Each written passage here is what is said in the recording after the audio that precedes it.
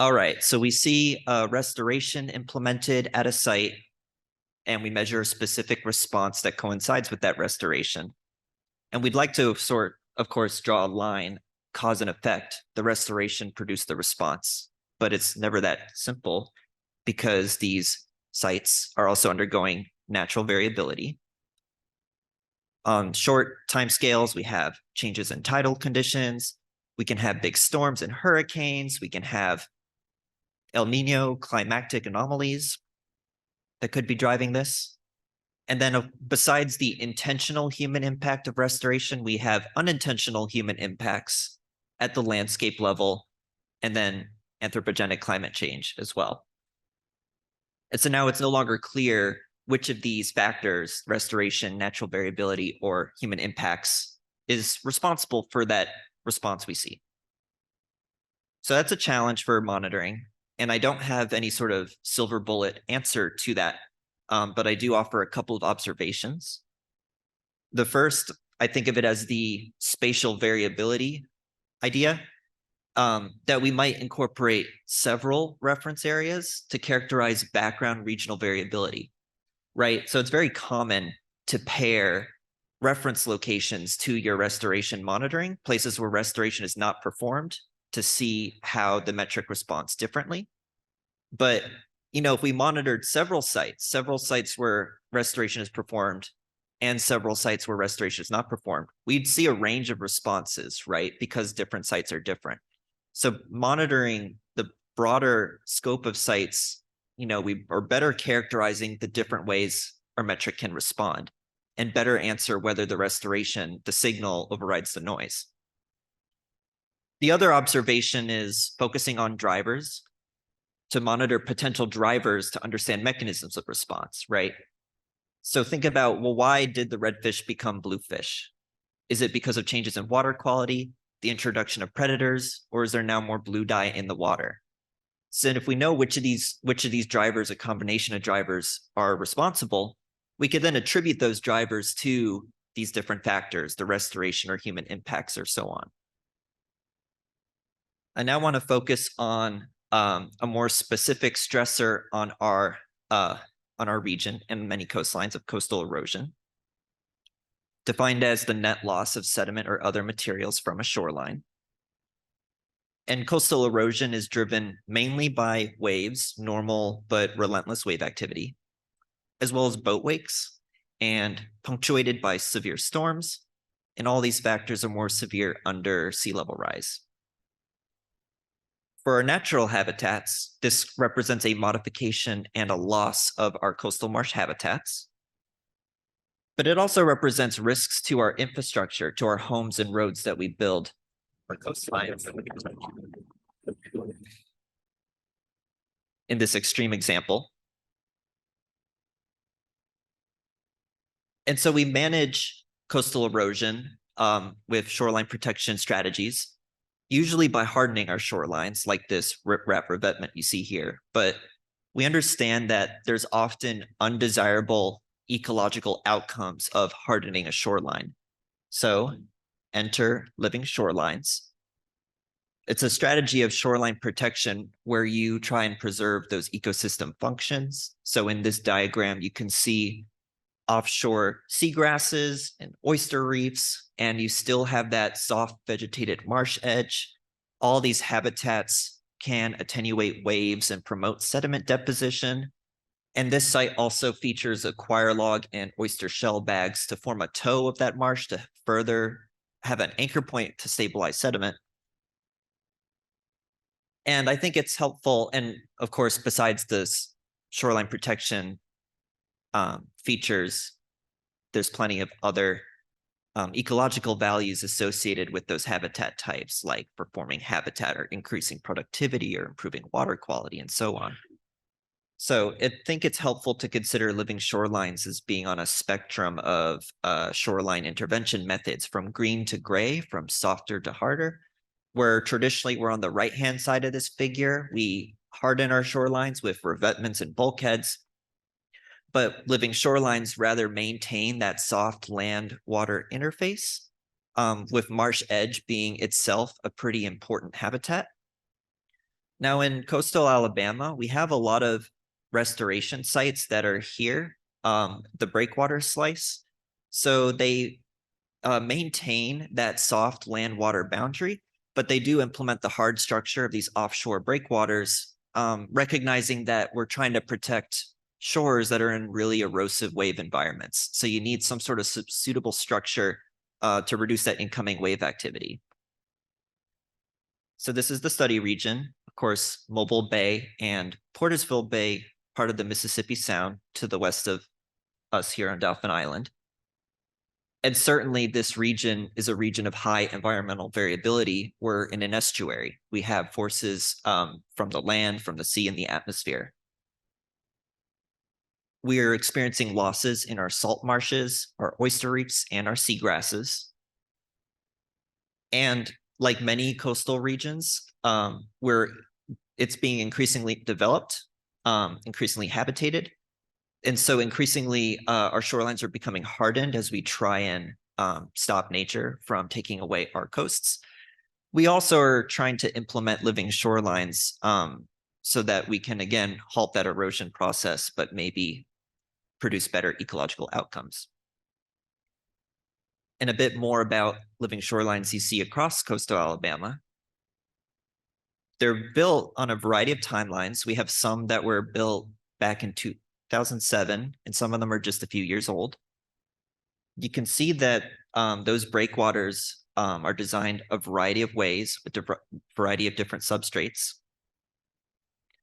And all these living shorelines were built to provide, again, a variety of services, not just to protect the shorelines, but also to bring in the fish and bring in the oysters and increase benthic secondary production and build up the plants and so on. And so I just want to quickly diagram for you my profile of a living shoreline. So we see on the left our scarped, eroding marsh habitat, and then the open mudflat. And then for a site, the restoration, the large structural component is to bring in this breakwater, this offshore breakwater. You do that and you change the hydrodynamics. You reduce the water motion in the lee of that breakwater. You'll see ideally changes in the sediment, as some sediment might be scoured away, but other sediment slows down and is deposited. We hope to see at the shoreline a lot of that sediment being deposited, raising the elevation at the marsh edge. More plants colonize and they grow out. That would be shoreline accretion instead of shoreline erosion. And that specific response is going to be the focus of my chapter 2. Now with the breakwater, we've introduced hard substrate into what is generally a soft substrate environment. So that's a potential landing zone for oysters. And we really want oysters as part of our living shorelines. And I'll get more into that when I talk about chapter 3. And then consider all this mud and sand.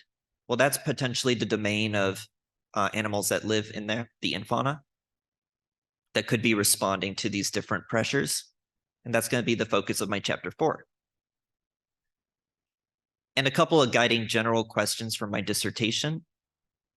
I want to know which living shorelines were effective with respect to these various ecological services, recognizing that some living shorelines might be better for some of these features, but not all of them. And that brings up the idea of the potential for design trade-offs, right? So it's possible there's a single living shoreline that was best with respect to all of these things we wanted to do, but perhaps more likely some living shorelines are better in some scenarios for some metrics some of the time. And if we can better describe these different trade-offs, we might make better informed decisions depending on where our priorities are for restoration. So I'm going to take a step back from specific impacts of living shoreline to talk about my first chapter, a methodology focused chapter about how we delineate marsh shoreline delineation for shoreline change analysis. For this, I want to start with a few shoreline concepts. Which shoreline am I targeting? Because, operationally, we can focus on many different features or proxies for shoreline position. And I'm going to argue that the edge of vegetation shoreline is relevant for my interests. That would be edge of vegetation on this figure, right? It's where the leading marsh vegetation thins out, and now you have open mud flat. So why do I like edge of veg? It is ecologically relevant, right? It's the extent of that salt marsh habitat, which we're interested in preserving. And also, I can obtain historic data for marsh edge shorelines that would be a lot harder to get if I were trying to do something perhaps elevation or tidal based. So where do these data come from? We can do field surveys with really high precision GPS. RTK is real-time kinematic. And basically you get real-time corrections from your base stations, and you end up with something on the order of like 1 to 2 centimeters of uncertainty. They're very, very accurate. And so your surveyor walks along that edge of vegetation with a backpack mounted receiver, and you download those points. That's your marsh edge shoreline. You can also commonly get these shorelines from aerial imagery, images that are collected from airplanes or increasingly from drones, unmanned aerial systems. And there's a few ways to extract a shoreline from these sorts of imagery, which I'll explain in a moment. But with these, fairly recent technologies, I have some questions about whether we are best implementing these technologies to obtain reliable shorelines and estimates of shoreline change. I wonder whether these methods are always as subjective or repeatable as we think they are. I wonder if you can compare data generated from these different data sources. And so those are questions about how accurate is any one shoreline you map, but that's usually less interesting than what we really want to know is how quickly is that shoreline changing over time, right? So given the uncertainty in each shoreline measurement, how does that uncertainty affect our uncertainty in how quickly our shoreline is changing? So my objective for this chapter, I'd like to summarize and test these different estimates of uncertainty. I want to develop protocols and best practices, and I would like to apply to a case study. So some examples of uncertainties that I'm interested in testing. The first, the idea of this RTK surveyor error, right? So in this image, we see an RTK survey in progress where the surveyor, they have to visually find this marsh edge in the field and decide where to walk. And I bet if each one of us attempted this same survey, we would all end up with slightly different shorelines. So I want to see how far that goes, have multiple surveyors map the same shorelines. For the aerial imagery, how do you digitize or extract a shoreline from this image? Well, traditionally, you just do it manually. You trace it using your GIS software. And again, you can probably see how that is a little bit subjective. You have to have your analyst visually identify where they think that shoreline is and how steady their hand is as they trace along. So again, I can have multiple GIS analysts map the same shorelines from imagery, different imagery. So recognizing that, that might be fairly subjective, but what if we could automate or semi-automate the shoreline from this image, right? There's so many options for segmenting or classifying images. And one idea is to group like pixels together. So you have different types of pixels. And then you can go through that list of your different pixel classes and say, do I think that pixel represents plants or does that represent something other than plants? So this is what that looks like, for example, plants versus non-plants. And then the intersection of that, right, that would be our marsh edge where plants hit non-plants. So that might be less subjective, but it still involves a step where an analyst has to decide if this type of pixel is a plant or not a plant. So you can still end up with different kinds of shorelines from this method. So for all these methods, I can generate multiple shorelines of the same shoreline. And I can measure how much those different shorelines disagree as my estimate for uncertainty. And then additionally, I'm interested in the question of, does a shoreline we map on the ground match the one we see from the air? And my idea to address that is to do RTK surveys at the same time we do a drone flight, and then compare the resultant shorelines. So I can produce errors all day. But what can I do with those errors? Well, first of all, compare them to existing measurements of uncertainty, right? We have a lot of already well-described estimates of uncertainty that have to do with how precise the instrument is or the pixel size of your picture. I can update a total positional uncertainty for each method by combining, the different components of that uncertainty. But then I'm interested in seeing, with this new updated total positional uncertainty, how does that actually affect our shoreline change rates? And I propose to do that with Monte Carlo simulation, as I'll demonstrate here. I'll start by generating a hypothetical ideal shoreline data set, right? We're seeing every year a shoreline being eroded by 2 meters. And this is without measurement errors. But I can simulate measurement errors from this data set. I can add a random normal variable to each of these points where the standard deviation is my total uncertainty. And with 1 roll of the dice or 10 rolls of the dice, I end up with these 10 red points, right? So then I can measure a slope through those 10 points, and that's my shoreline change rate. I can calculate a slope for that run of the model, but then I repeat the process. So these blue points are another run of the model with different results, and then 8 runs of the model, all with slightly different slopes. And I do this enough and I'll get a distribution of slopes that I can examine. So this is 10,000 runs of that model. And we can see that for all these different slopes you could calculate, well, it centers on the real value, of course.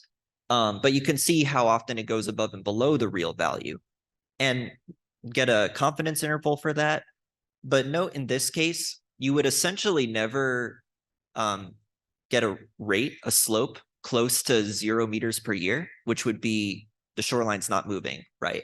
So with these data and these uncertainty measurements, you would never mistake this eroding site for a stable shoreline.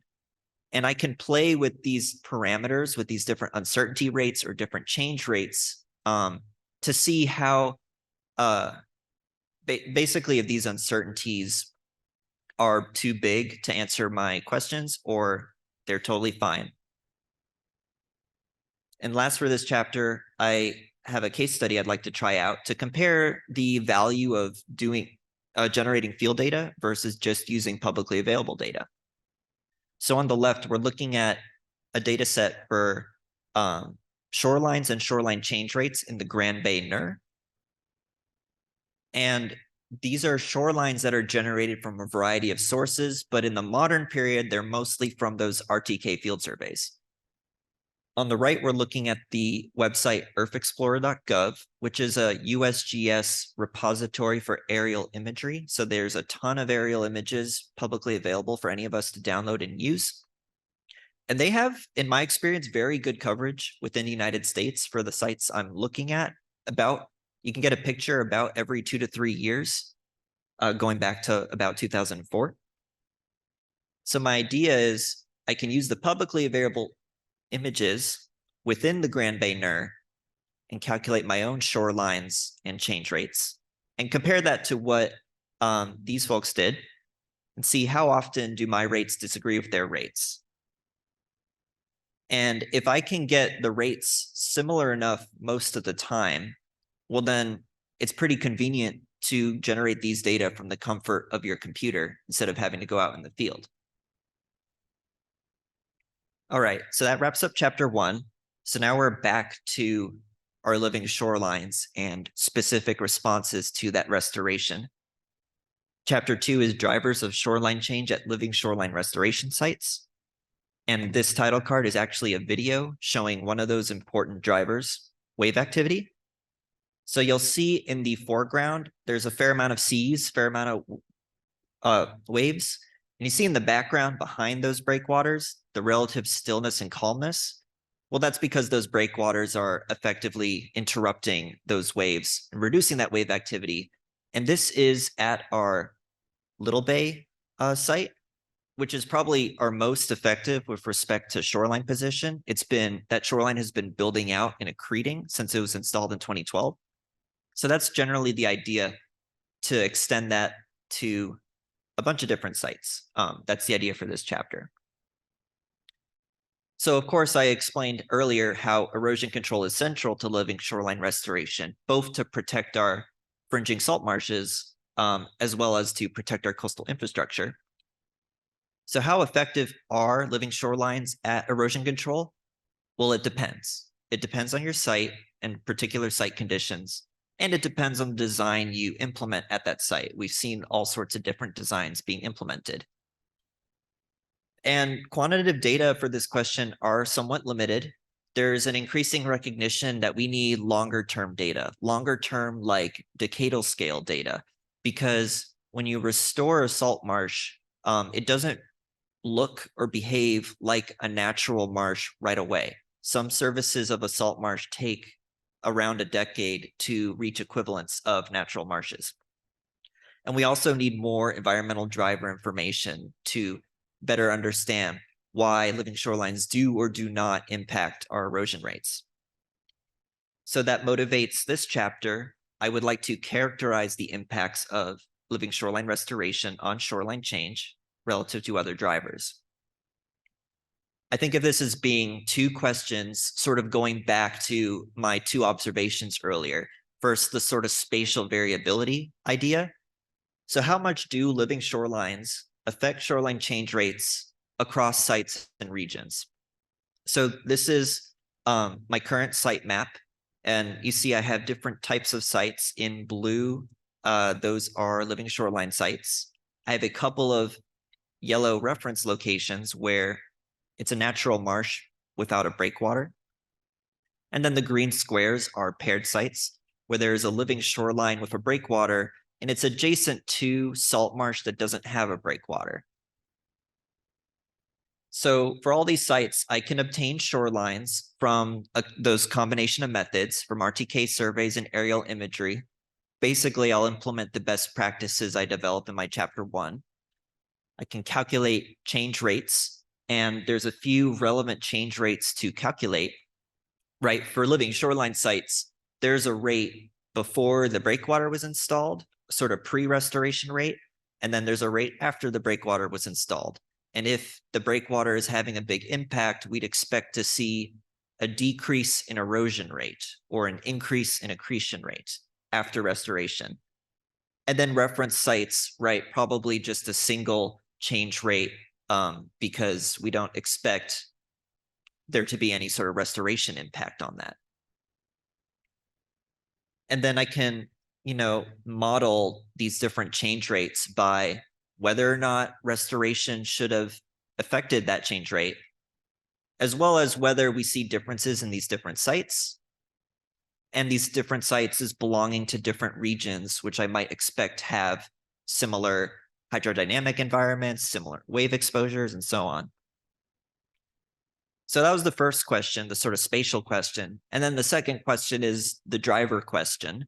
Can environmental drivers predict shoreline change rates? So this is the response of interest, those change rates. We know we expect that to be primarily driven by wave energy. And for living shoreline sites that have a breakwater, it's not the incoming wave energy that's relevant, right? It's the wave energy on the lee, on the inside of the breakwater that's relevant. So the more the breakwater attenuates, the lower the wave energy on that side. And these metrics of wave energy and breakwater attenuation are being monitored with RBR wave loggers. But it's hard to monitor these metrics everywhere at all these sites throughout the year. We know that wave energy is largely driven by the wind environment, by how strong the winds are, what directions they blow, as well as the fetch, which is the distance over water that winds can set up waves. And I can obtain data for winds from our ARCOS and NOAA stations. And I can obtain fetch from GIS analysis. Another couple of metrics I'm interested in examining are sediment at the shoreline and vegetation at the shoreline, because different sediments may be more or less likely to be eroded under different wave energies. Whereas vegetation, we expect dense salt water vegetation to form large roots and further consolidate the sediments and increase the organic content of the sediments. So they might affect how likely it is that sediment is being eroded. We're doing transect-based surveys to, among other things, characterize sediments and vegetation at these sites. For sediment, I plan to look at some very basic descriptions of sediment: bulk density, percent silt clay, and percent organic matter. And for vegetation, I'll see if we do have different species of dominant vegetation across our sites, and compare them in terms of stem density. So moving on now to chapter 3, the oyster one, barriers to adult oyster development on living shoreline breakwaters.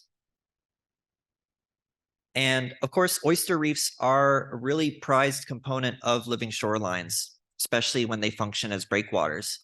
So I'm sure everyone's heard by now how many critical ecosystem services oysters provide.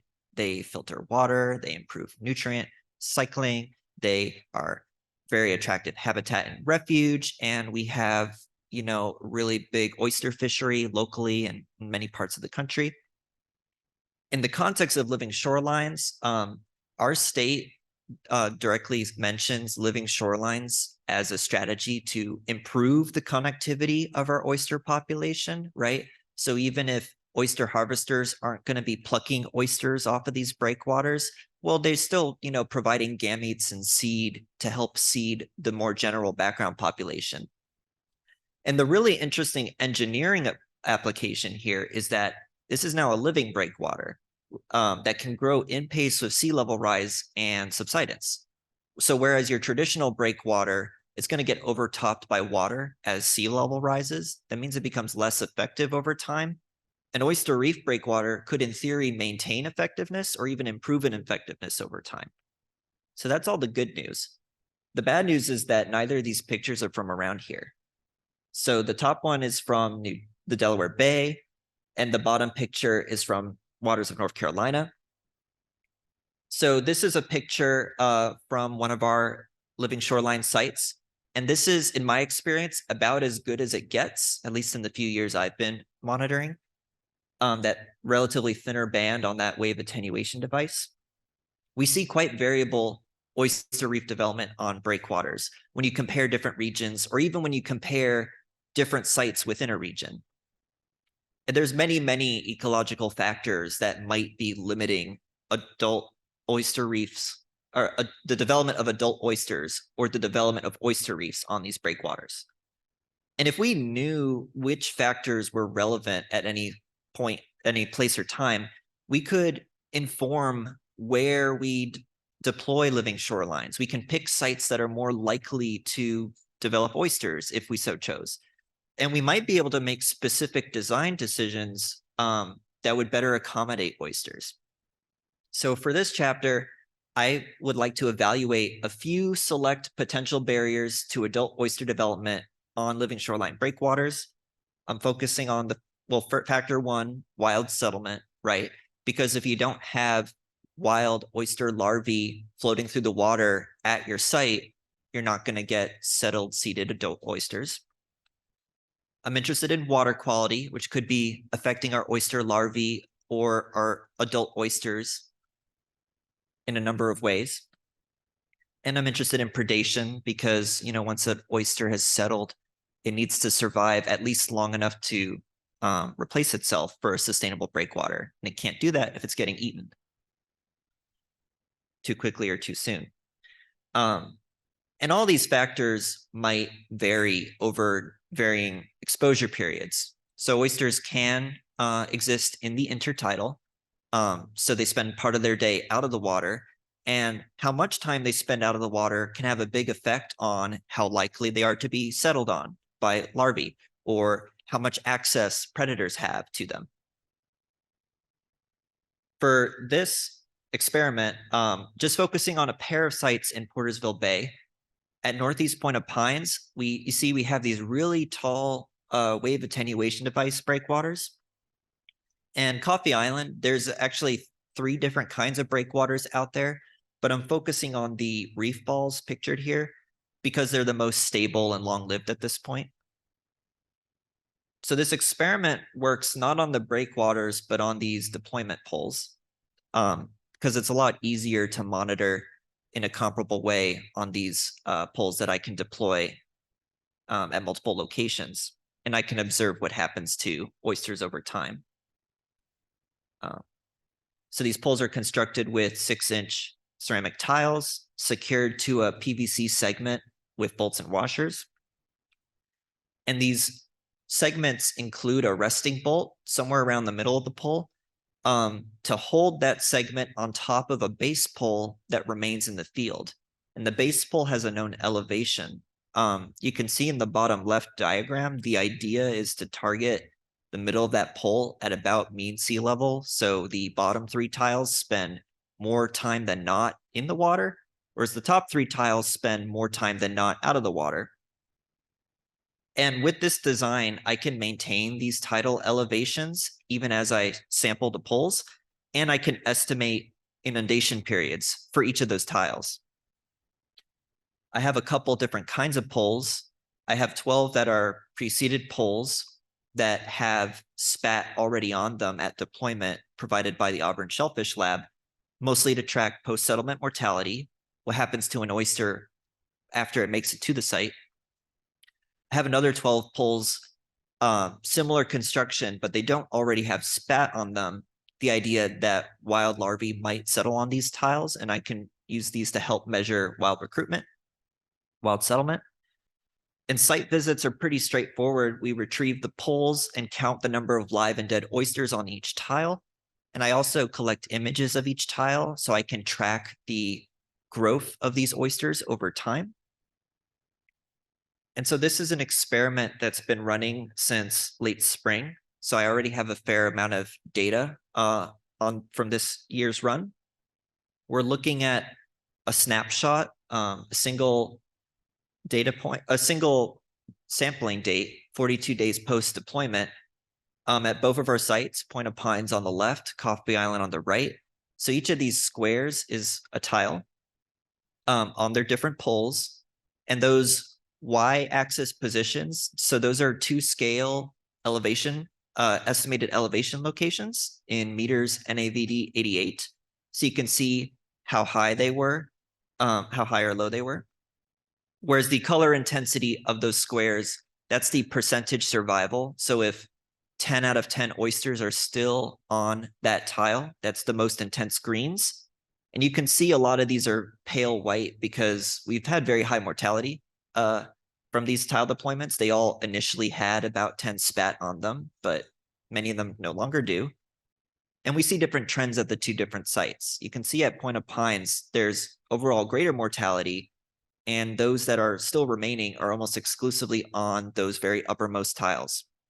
Whereas at Coffee Island, we might have more of a intermediate optimal elevation with some variability, of course, but the lower tiles tend to have high mortality, and the uppermost tiles also have relatively higher mortality and less mortality in the middle, better survivorship at around the 4th tile from the bottom. Now I can frame this in terms of the substrate provided by the breakwaters, right? Because at Point of Pines, we have the really tall breakwaters. And so I've sketched out about the heights of these breakwaters and the sediment they're sitting in to compare to our tiles. And so Point of Pines breakwaters are really big, right? So if there isn't a good elevation for oysters as captured by my tiles, it also exists on those WAD breakwaters. But compare that to the Coffee Island reef balls. They're much shorter. They're in shallower sediment, but still they barely come up to the bottom of my poles. So that's well below where I'm seeing the highest survivorship on my poles. We presented preliminary results for this project. This was the project that our REU Ashton Knotts worked on. So she presented this poster.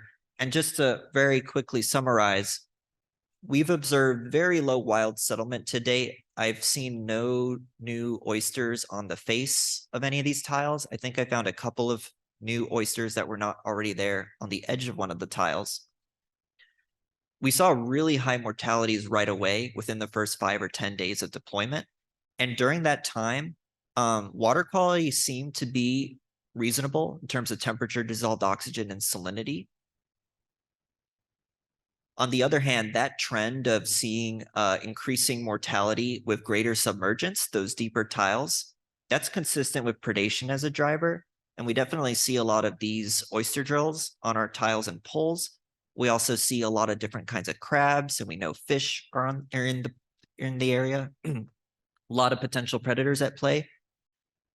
Whereas for Coffee Island, seeing that trend of increasing mortality above tile 4, that's more consistent with exposure and desiccation stress from oysters being out of the water too long and maybe even drying out. So early conclusions from this first part of the experiment, a pretty important but straightforward design decision is how tall do we build our breakwaters? And at the very least, if we construct our breakwaters at these local optimal growth zones, we might see better performance. We might see more oysters on our breakwaters. That being said, larval supply is of concern. Predation is of concern. Might take additional interventions such as predator-induced to seed predator-induced oysters that better resist predation. I also recognize that these findings might be pretty specific to the areas I monitored and the time I monitored. We know that in wetter years with a lot of precipitation, that can drive down salinities in our waters, and that might be enough to drive away predators or reduce predation intensity. So in a different year, I might see different results, or in a different part of the bay higher, or a location higher up in the estuary, I might see different results. So I would certainly plan to repeat this experiment for at least another year and switch or expand the number of sites I look at. That wraps up chapter 3. My final chapter is the macroinfauna chapter, responses of macroinfaunal communities to living shoreline restoration. And macroinfauna are key members of the nearshore marsh environment, as I will now explain. So first of all, infauna are sediment dwellers, and so they live in the mud and sand. The macro is their size. They're at least 0.5 millimeter in size. Many of these animals rework and modify sediment through their digging and eating and pooping activities. They are important for turnover of nutrients. They are making use of the carbon and nutrients that settle out of the water and infiltrate the sediments. They are often identified as being an important source of benthic secondary production, which some people might refer to as fish food. And we're pointing out, you look at your profile of a living shoreline, and a lot of it is this supposedly unstructured mudflat, but all of that could be the habitat of these animals, as is much of our bay. They're also frequently used as bioindicators. They're relatively slow moving, so when conditions change, you see different assemblages of these animals. And for instance, I expect macroinfauna to be impacted by this living shoreline restoration, right? We're back at this profile where we plop down the breakwater, we change the hydrodynamics and sediment, and at the shoreline, right, we're hoping to see the shoreline profile change, maybe different vegetation show up. And both of these could affect macroinfauna because we know we expect to find different groupings of macroinfauna in different types of sediment. And changing the nature of the marsh edge, going from that really steep escarped out of the water shoreline to a more in the water, inundated, maybe more extensive root mass environment, that might really change how habitable that environment is for macroinfauna. So my question for this chapter is to ask, do living shorelines modify, first of all, do they modify sediment properties and shoreline vegetation? And for those that do, in turn, does that affect the macroinfaunal communities as a consequence of that? The approach is to sample along transects. those locations 1, 2, and 3, we're taking in fauna and sediment cores. You take PVC cores in the field, you sieve most of the material out, store what remains in ethanol, stain it with rose bengal, and search for the animals under a dissecting scope. And I'll end up with a really extensive data set of macroinfauna by their abundance, dry biomass, and ash biomass. But paired to those cores for infauna, we're also collecting cores for sediment. And again, I'm planning to look at pretty basic descriptions of sediment of percent silt clay, percent organic matter, and bulk density. And I think earlier I mentioned we're do transect-based surveys that include characterizing vegetation, so I can get dominant vegetation and stem density at the shoreline. And I also explained we'll have data on wave activity and how effective those breakwaters are from those wave loggers. So again, a pair of questions, the first question being, again, that spatial variability question. How much do living shorelines affect sediment properties and macroinfaunal community structure across sites and regions? With sediment and macroinfauna being the two responses of interest, well, I'll be sampling in different years, so we'll see if there's differences by sampling year, see if there's differences by sites within regions. The different transect locations I expect will have dramatically different macroinfauna. And then I can divide sites in terms of their breakwater effect, right? I can imagine some breakwaters might be highly effective and expected to actually do something to sediment and shorelines.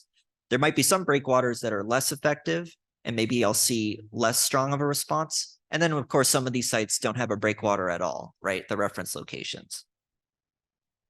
And then question 2, the driver question.